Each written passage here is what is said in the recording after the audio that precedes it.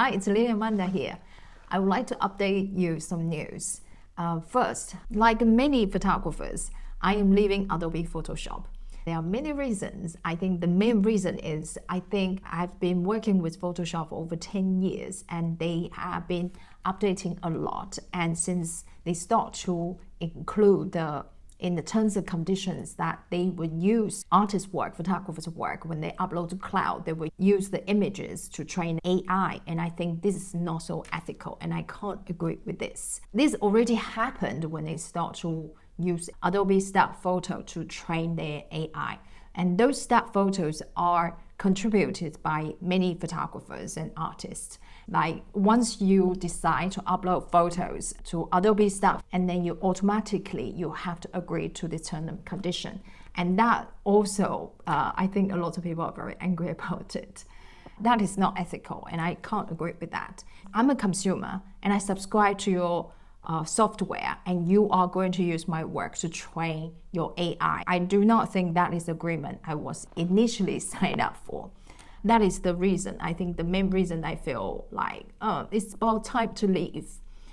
The second reason is it become very, very clunky, and they have too frequent updates. Like they update all the time. I already got fed up with their updates like years ago. And I don't update every single time. Maybe once a year I update Photoshop, because this is pointless to keep updating all these new functions. I do not need them, because as a portrait photographer, I only need to use Photoshop for retouching photo and also use it for some of my creative projects.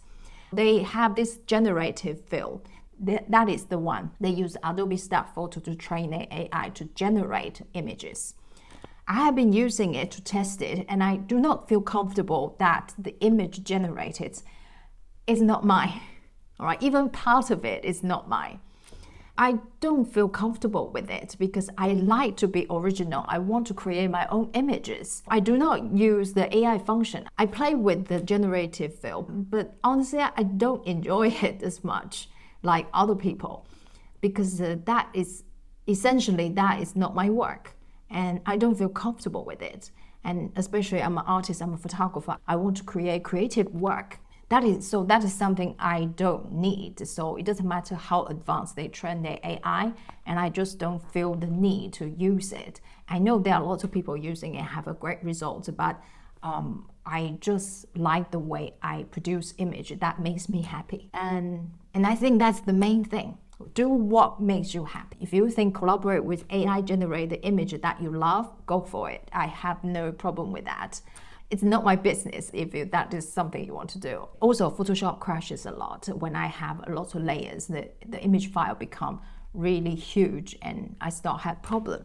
And I haven't encountered that problem with Affinity Photo, and that's the software I'm going to change to. I wanted to try Affinity Photo, I think a couple of years ago already, but I didn't because it is hard to change.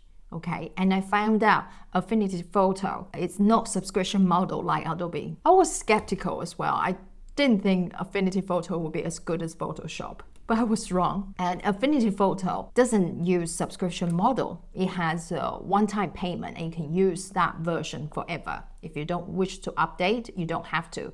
It's not like Adobe Photoshop. They would take money monthly until you stop the subscription. Affinity Photo has affordable price, and now they're doing 6 months free trial.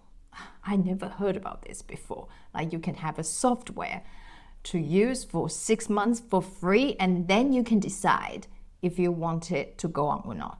It's a great deal, isn't it? So go ahead to download the trial version. The trial version is exactly the same like paid version, just like you have a date at the end of the 6 months and that you have to decide whether you want to buy it or not. If not, you can't use the software, that's all. But during these 6 months, you can absolutely use it for free and create anything you want. So I would say take this opportunity to play with it for 6 months and decide whether you want it or not. Okay, and I have paid for Affinity Photo when they had a discount, and it was a great deal. I think it's under €50. It's so affordable. For me, the editing software is so important. It's my bread and butter. So I absolutely need it for highest quality. And that's one of the reasons that I didn't change earlier, because that I was skeptical and I didn't think it would be good. I was judging it too soon until I think a couple months ago, I paid for it and downloaded it and really have a play with it and really work on it with some images. And I figure out, wow, the image quality just as good as Photoshop can produce. And so that doubt has disappeared. And I want to encourage you to try as well. You can edit raw file, no problem at all, and also produce great quality of photos. I think the biggest downside is actually the change. The two software, they look similar, but they are different. And they call the tools different names. And for example, action in Photoshop in Affinity Photo is called macro. Okay, so that was a bit of a confusion at the beginning, but as soon as I learn more and I just have to get to use it more often and learn more about the software, and I can get around quicker. And now the barrier is I can do fast retouching in Photoshop, but I can't have the same speed in Affinity Photo, and that put me off a bit when I have a deadline that I have to finish the retouching. I will actually have to use Photoshop to speed up my process.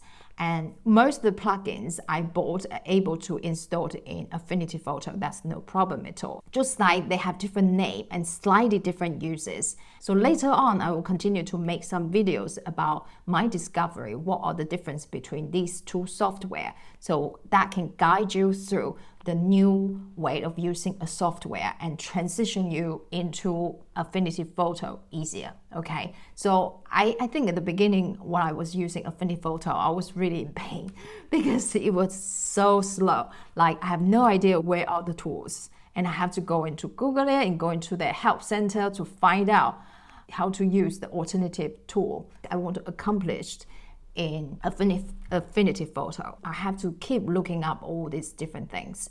For example, their blur tools are different, and also some of the adjustment layers, they're all different as well. How they use the adjustment tool is you can just add adjustment tool and then decide whether you need the mask on or not. And in Photoshop, it will automatically edit it for you. Okay, so there are differences, but basically the tools are the same. You can achieve your goal with both of the tools, and there's no problem at all. There's no difference Photoshop does it better or Affinity Photo does it better. I haven't found a huge difference. They can do the same job just as good. I do not find a lot of differences at the moment. I can finish retouching most probably the same I won't say the same time, but I think Affinity Photo will take a little bit longer, but the result is the same because I've done it many times. I've tried it many times. I do not find the difference. Okay, but Adobe Bridge is a little bit difficult to replace. For me, I haven't seen anything. I haven't found anything that is make me feel I have to switch Adobe Bridge, because Adobe Bridge is so easy to use and so easy to navigate through the photos. And I would say maybe there are some tools can do some basics, and I looked at ACDC as well, but how they write metadata is only available in ACDC. Once you go out of it, everything is gone. Okay, so there's no separate file, XMP file to go with the raw file once you edit it in ACDC. And I don't think that's ideal. That means you cannot use other software to continue what you edited. Okay, so that's out of question. I still use Adobe Bridge and it's free. You don't need to subscribe for this, and which is great.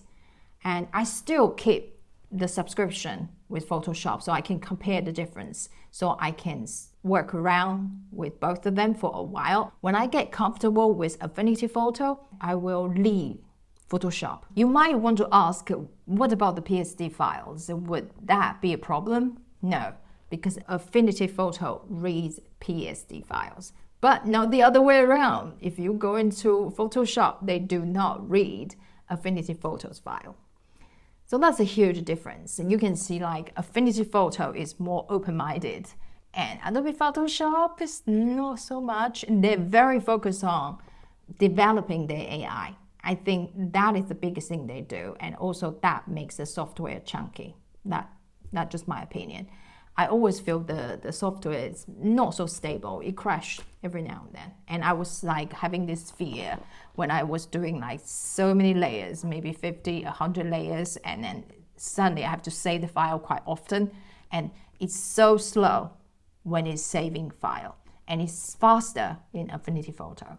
So there are pros and cons, and you have to choose whatever you feel like it. But for my point as a photographer and as an artist, for me is switching, and just want to let you know. And so you will see later on the tutorial will be Affinity Photo, but you can absolutely use them in Photoshop as well. I've been painting watercolor as a beginner because I want to pick up another art medium as my creative outlet, and I will share this journey with you as well. It's so fun and interesting. I can't wait to share with you my watercolor painting journey. So this is just quick update, and I will see you in the next video.